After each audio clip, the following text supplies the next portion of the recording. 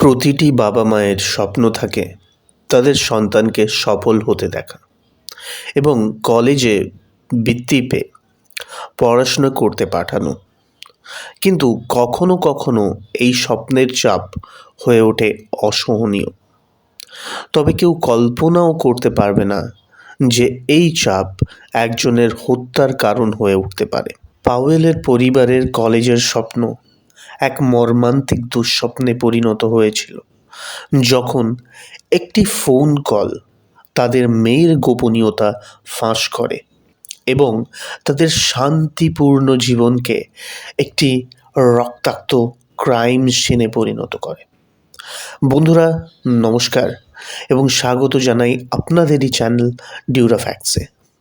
বন্ধুরা, আজকে আমি শোনাতে চলেছি আমেরিকার একটি ক্রাইম স্টোরি, যেখানে একটি স্টুডেন্ট বা একটি ছাত্রীর ওপর পরিবারের আশার মানসিক চাপের কতটা বিরূপ প্রতিক্রিয়া হতে পারে, সেই প্রতিক্রিয়ার ফলাফল কী হতে পারে সেটা আপনারা আজকের গল্পে জানতে পারবেন। বন্ধুরা, দয়া করে এই ভিডিওটিকে লাইক করে দিন, চ্যানেলটিকে সাবস্ক্রাইব করুন এবং বন্ধুদের সঙ্গে ভিডিওটি শেয়ার করুন।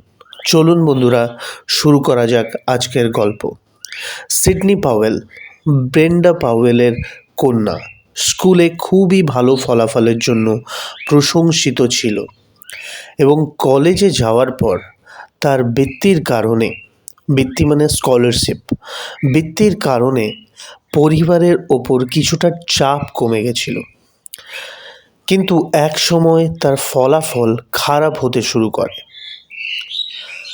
সে 3টি বিষয়ে ব্যর্থ হয়, যার ফলে কলেজ থেকে তাকে বহিষ্কার করে দেওয়া হয়। মিস পাওয়েল, আপনার এই মুহূর্তে কিছু বলার আছে? কোর্টের জাজ প্রশ্ন করে সিডনি পাওয়েলকে। এক নিমেষেই সিডনি পাওয়েলের জীবন বদলে যায়। সে একসময় স্কুলের সেরা ছাত্রী, আমেরিকার একজন আইডল ছিল। কোনো দিনই তাকে পড়াশোনার জন্য সমস্যায় পড়তে হয়নি, কিন্তু এখন সে একজন দোষী খুনি সাব্যস্ত হয়েছে কোর্টে। আপনাকে ওহাই সংশোধন বিভাগে 15 বছরের জন্য যাবজ্জীবন কারাদণ্ড প্রদান করা হলো, কোর্টের জাজ রায় প্রদান করেন। কিন্তু কিভাবে এই সিডনি পাওয়েলের মতো একটি ব্রাইট স্টুডেন্টের জীবন এরকমভাবে বিপথে গেল এবং তার মাকে সে নিজের হাতে হত্যা করল? সেই অন্ধকার দিনের আগে সিডনি ছিল একটি সম্মানিত ছাত্রী, একটি ফুটবল দলের খেলোয়াড় এবং স্কুলের একটি অ্যাডভাইজারি কমিটির সদস্য। তার মা 50 বছর বয়সী ব্রেন্ডা শিশু ক্যান্সার রোগীদের এবং তার পরিবারের সাথে কাজ করতেন। মা মেয়ের বন্ধন ছিল খুবই গভীর। তবে 2020 সালের 3রা মার্চ সিডনি তার মা ব্রেন্ডাকে হত্যা করে। সমস্যা শুরু হয় যখন 19 বছর বয়সী সিডনির কলেজের গ্রেড খারাপ হতে শুরু করে। তাকে ডিসেম্বরে সাসপেন্ড করা হয়, কিন্তু পরিবারকে সে কিছুই জানাননি। শেষমেশ একদিন সিডনির বাবা স্টিভ জানতে পারে যে সিডনি আর কলেজে নেই। সিডনি নিজেকে হোটেলে লুকিয়ে রাখছিল। তার বাবা জানতে চেয়েছিল। সিডনি বলেছিল যে তার সমস্ত বন্ধুরা সফল, কিন্তু সে অসফল হয়েছে। সেই দিনই সিডনির বাবা স্টিভ সিডনিকে বাড়ি ফিরিয়ে নিয়ে আসে। ব্রেন্ডা ও বাড়ি ফিরে আসে। ব্রেন্ডা সিডনির কাছে জানতে চেষ্টা করে যে কি হয়েছে, কেন তার কলেজের গ্রেড খারাপ হলো, কেন বা কলেজ থেকে তাকে সাসপেন্ড করা হলো। সিডনি প্রচণ্ড রাগে এই সমস্ত প্রশ্ন শুনে ফ্রাইং প্যান নিয়ে ব্রেন্ডার মাথায় আঘাত করে। তারপর রান্নাঘর থেকে ছুরি এনে তার মাকে 30 বার আঘাত করে।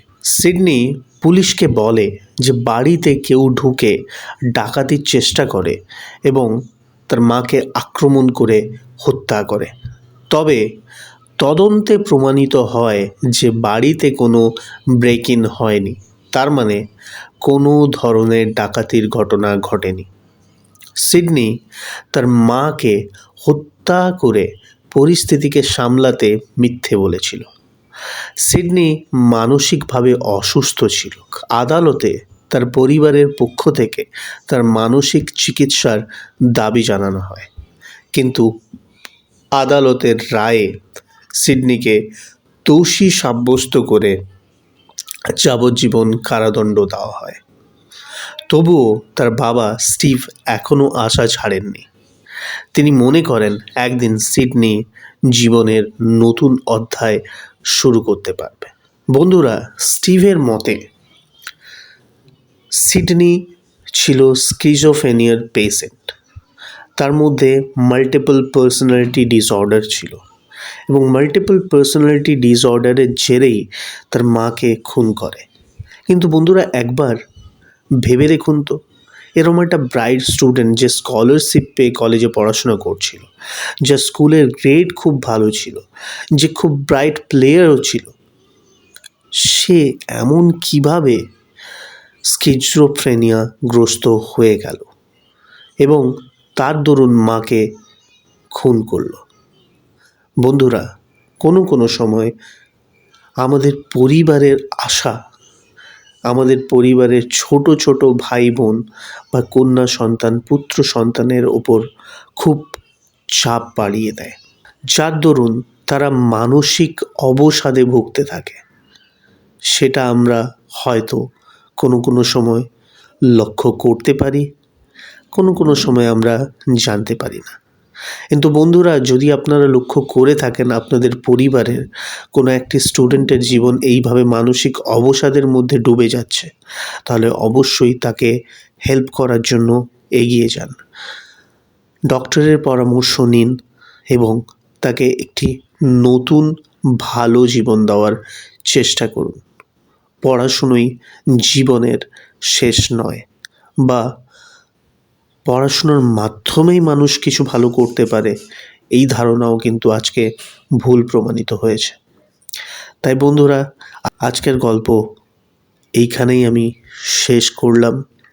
একটু শারীরিক অসুস্থতার জন্য আমার গলার ভয়েস একটু খারাপ রয়েছে। বন্ধুরা, দয়া করে এই ভিডিওটিকে লাইক করুন, চ্যানেলটিকে সাবস্ক্রাইব করুন এবং বন্ধুরা ভিডিওটিকে নিজের পরিবারের সঙ্গে আত্মীয় স্বজনের সঙ্গে শেয়ার করুন।